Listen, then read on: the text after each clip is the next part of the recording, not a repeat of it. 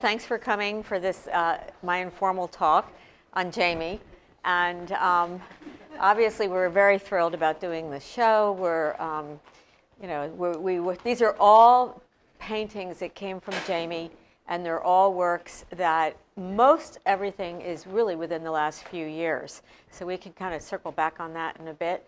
But it's unusual for him to have done a show like this, really anywhere, in a gallery that has all this current work. So we're thrilled. And of course, if anybody hasn't gone yet, the Brandywine Museum has the big Jamie Wyeth show called Unsettled. And I hugely recommend everybody go to that. It's wonderful. There's a book that was published by Rizzoli, and which you can purchase there. And actually, we have some here too if anybody wants them.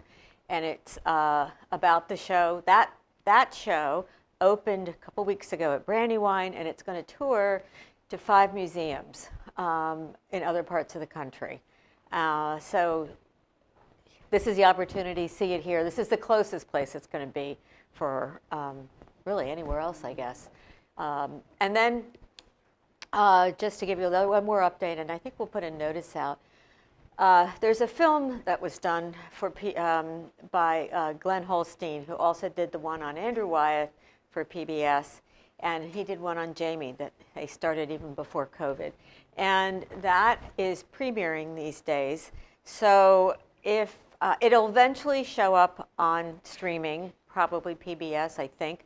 But if you want to see it before then, which is, I have no date for when it's going to show up, because right now it's going around to film festivals, and but it's going to be in Bryn Mawr at the Bryn Mawr Film Institute. So you can, I don't know, there's links about it. You can look it up, but I don't know what's involved. You probably have to buy tickets in advance. But it's really great. It's an hour-and-a-half film. It is a wonderful, wonderful introspection to Jamie. And he talks about really personal moments in his life and ideas and thoughts. And I will tell you that at one point in the film, it made me cry. So it was really emotional. And I'm going to touch that in a second, too, on these other paintings. So those are things. And there's a book signing in New York at Rizzoli at the end of April. So any of you that want to continue on the Jamie direction, keep going. So this just opened, and it'll be up for the spring. And I think I just want to, before I get into a few things, I just want to ask, is there anyone here that does not know about the history of the Wyeth family sort of dynasty? Because I'll go over that if you don't. But if everyone here already knows about it, there's no reason to kind of repeat the same story that you already know. So I'm not seeing anybody tell me that they don't. So that's because Jamie's now the young. Well, he's 78, but will be 78, but he's the youngest in the dynasty, and the art dynasty. So then we can just kind of dig in a little bit more about Jamie. And I think that it would be remiss of me not to reflect on the museum show, because that is a direction that Amanda saw in his work called, why it's called Unsettled. And that is more of a retrospective with this theme of unsettled. And she noticed that with Jamie's paintings, besides the incredible technical ability he has, I mean, not only was he born with, but fostered his whole life, he, throughout his career, he did series of paintings that what she called were unsettling, and that they're like under the surface. And I think that it's a wonderful contrast, where I always think of his work as a sense of humor. And I think it's always in his work as a sense of humor. At the same time, there is something else that he's looking at underneath the surface. And I just thought of this the other day, that when I was thinking how, Andrew Wyeth was really all about, I hate to say it, but I mean, his paintings really are all about death. And that's what every one of them, and that's what he sees. He lost his father, and in 1945, before that, he did these paintings that were gorgeous and fluid and colorful. After that, That's when the palette changed. That's when he became the Andrew Wyeth everybody knows. And it really is a constant reflection of looking into reality, or the real world, but also seeing the fact that everything dies. And that's what his work is about. I think that there's somewhere there that may be happening with Jamie too, but he also sees very much the joyous life. And I think it's a contrast. I think it's a fascinating contrast of this, of humor and life, but also recognizing what's underneath that surface. Historically, I thought I'd mention that earlier I said this show is particularly interesting because it's a collection of all recent paintings, and that in itself is unusual. If you haven't looked at his paintings carefully before, we put one up in the window here just as that we have in the gallery. That's an early work of his, and I think that you can see that's a small painting, an early work, but you can see how he was painting earlier in his career more like, a bit more like his father, who had tutored him, and in this kind of more realism watercolor style compared to what he's doing now. And again, I'm bypassing the whole art dynasty, but Jamie, I don't know how many of you know, but I mean, Jamie was born, he was born to paint. And NC recognized it in which of his children. There's a great story about, with the 4 children, that all of them he was teaching to be painters. And when Nat Wyeth, who was the second oldest, was still in a pram, he noticed that they used to put mittens on babies' hands, that they were full of grease, and he had been rolling the pram back and forth. And he said, this child is never going to be an artist. Changed his name, because his name had been Newell, same as his father, changed his name to Nathaniel, and he did become a scientist with 32 inventions for the DuPont company. So now, fast forward, Andrew was the youngest, and was of all of the other siblings, extremely gifted, but Andrew was, of course, amazing, and he had 2 children, Jamie and Nikki. Nikki became an art dealer, but Jamie was clearly creative and talented, and that genetic line was running through him. So it was fostered at an early age. He did not go to school. He was tutored at home, more like the old guilds where that artists would have been born into. And that's the kind of upbringing he had. So just to give you an idea, when he was, a really famous painting of his, you probably all know, called Draft Age, with the motorcycle guy and everything. He was 18 when he painted that. So, and another one, Shorty. I mean, some of these really iconic paintings, he was only 16, 18 years old. So, and he also he started doing portraits, and he also different from NC or his father. Jamie, in my mind, kind of was out there in the world. He would go places. He did things. I remember when he had a show in Alaska, he went to Alaska. He was in New York a lot. He besides Maine and Chatsford, he did go out. He would actually represent the family when they had a show in France. So Andrew never left. Andrew did not even go to the opening, the big grand opening at the Philadelphia Art Museum for him in 2006. He didn't go to that. And he lives right here. So, lived right here. And, but Jamie did, and he was really fascinated by figures not figures, but, personalities in terms of his portraiture. And he did paintings of, as you all know, Nureyev. They were very good friends. Nureyev was down here a lot. And then also Warhol, which we have 2 revisited paintings of Warhol here. He was very good friends with Andy Warhol. He used to come down here. I remember Andy used to say that there should be a block of cement in the country for all the city people, because there's a park in the city for all the non-city people. But he would come down here very out of his element in the country. But Jamie was fascinated. He spent a lot of time at the factory. He knew a lot of the people there. He and Andy did these works of each other, which was a whole, Andy did him in silkscreen, which was his medium mostly at the time. That work is actually in the Whitney Museum. And Jamie did one of his where they did a whole show at Brandywine of the portrait. I don't know what museum owns that portrait offhand. And then also works on paper, studies, etc. So he did a lot of personalities. He enjoyed that. I personally always thought that he looks at animals that way too, that he reads animals with personality. He sees, for example, here's Blind Goat. This is it's called Blind Goat. That goat truly is blind and lives on Manana Island, which is a tiny, tiny island right off the mouth of Monhegan. And there's no cars on Monhegan, for any of you that know that. Jamie had a house on Monhegan. He still has a house there that belonged to Rockwell Kent.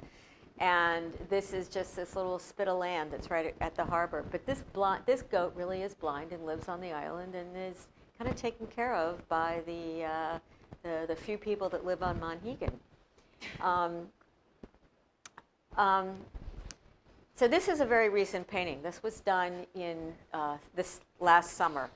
And I think in terms of the kind of what I was trying to do with the history and bringing out this early one is what makes this show to me particularly interesting in context of looking at Jamie paintings is that, as I said, it's very current. Well, if you look at Blind Goat and all this wall behind me relative to the more realistic early works, you can see this transition that he has been going through. And I think that is real. I don't know exactly when it started, I can't say, but I would say the last 10 years, 20, 15 years, somewhere in there, he's been moving in this direction where the paint is just so much more effusive, and the colors are so intense, and he's in the brushstrokes, all of these, they're really, really visceral and energetic. That's not what I see when I look at the earlier work. I see incredible technical ability. I see the messages I was saying earlier, but I think that this direction is he's becoming a new Jamie Wyeth, reinventing himself in terms of this. I think he also likes to revisit subject matters, and he mentions in the film one of the reasons he does that. So, for example, I mentioned there's 2 Warhols over here. Those are recent, and relatively recent, in the last few years, certainly after Andy Warhol died. And also this dog Kleberg, which we'll talk about again in a second. That was his dog in the 80s. The figurative work on the right, Sophomore at Bowdoin, that's another one he's revisited. Now, that would not be true in her case, but what I'm going to say is that, like Warhol, Kleberg, he revisits Nureyev. These are people that he was close to, he had this whole connection to, and he says in the film that it brings them alive to him again. And it's one of the reasons he paints them, is that they become alive and talking to him, and that's within the paint. So I think that's a really fascinating approach to that. I will mention Kleberg while I'm at it, because there's a couple of Klebergs here. I'm a huge Kleberg, I always say that wrong, but that's the white lab that has a black circle that's actually painted on his eye. I guess it was somewhere in the 80s, he was painting a wonderful painting of Kleberg, and it's on the cover of a book that we have back here, and he looked down and he just had this moment and he painted a black circle around his eyes, as in little rascals. And so he just thought it was so funny and enjoyed it so much that he continued to paint that circle on that dog forever after that. He said it lasted about a month, and then he'd repaint it again. So he revisits Kleber, and we have him here. We have a few of them in the gallery. I'm a massive fan of that, and I really appreciate that he continued to revisit him in the last year or so and put them in this show, because and I will say I own one of the Kleber paintings because I love them that much. So again, you see that humor that's going on, but also he's gone. His dog is gone. So there's that element of thinking about that. I think some of these others I would mention. This is the one in the back of the Robin. It's not part of the Screen Door series, but he started, and there'll be two or three at the Brandywine. But a few years ago, he started doing something where he would put screen doors in front of the paintings, and he has someone that searches for these doors, just the perfect what he wants on the door. So they're old, and then he does his painting behind him, and he lights it within the top of the painting. So it shines on the painting, there's a light, but then the door's open. He did one of Warhol that's at the Brandywine, they own that one. There's another one that's one of my favorite paintings, it's over there called, it's called Poisoned, and it's an eagle behind, and the doors are glass and they're shattered. And at the bottom of it, it says January 6th. So it's a statement on democracy. He really made a political comment. I appreciate that he did that, and I think it's an incredible, incredible painting. So this idea of what's behind or in front of these doors is a whole metaphor that he works with. So the Robin, that's not a screen door. It's some kind of a window, I guess, that opens shutters, right? No, it's a garden gate. It's a garden gate? Yeah. Oh, okay. So garden gate, well, that even makes more sense because there's the robin in spring. Oh, beautiful imagery. Let's see, other ones I should point out. I happen to love these two because these, okay, so I know the story of this. And actually this one too. He actually just saw, I think he was doing this painting of Gull Rock, which is in Monhegan, and this child, or however age, came out and just did a somersault. And I think that, again, what he's doing, that to me is just joy and exuberance. And how exciting with the drama of all that's going on behind here with Gull Rock, but the exuberance of the somersault, and the brushstroke is exuberant, and the colors are, I mean, look at that yellow. And the same over here, we were looking at this the other day, and I mean, that bright, bright sky. This is actually dawn. Pretty sure we decided it was dawn. Did it say that? Sunrise, that's what I thought. And yet this hotel looks like it's on fire, but it's really it's just the light reflecting. I mean, he's a master when it comes to light. I think around the front, that when the anchor came in, now the anchor is one of the older paintings. We were just shocked when we brought it in and looked at and hung it, because that light on the anchor is incredible. It just is. It just, and again, so that's the one we have that's at an early age, and watercolor. Doesn't paint watercolor anymore. I would say he stopped watercolor. My guess is somewhere in the late 80s, early 90s, because he got into doing combined mediums from then on. Some of that I'm certain was experimental, hanging out with Warhol and in New York with what was going on. So he started doing that. Let me see what else is up there. Sophomore Bowden on the right, he's done that in a series of many oils and watercolors. And the goat tree. So, I mean, is that not mysterious? The goat's kind of, looking around the corner. And as well as he thinks goats are hysterical because they jump up in trees. And they freeze. They'll just freeze out of... it's kind of fun. We were... there was another title for the show originally, and that wasn't going to go over completely with whatever, but he said, "Oh, Vickie, just if I said, what about just Jamie Wyeth? You know, that's fine. And he goes, well, that's fine. But if you think of something, let me know. So, which I interpreted as think of something.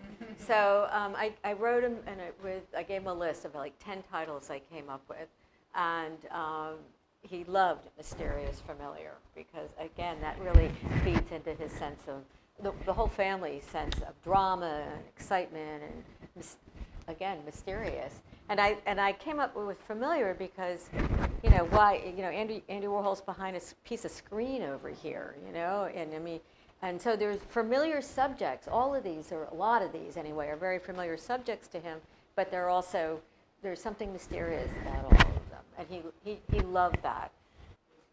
Yeah, I think that was 90s, I would think, and that was, or probably late 90s. I know he was talking, I mean, stylistically it more fits in with this current work, and it certainly would be more at the beginning.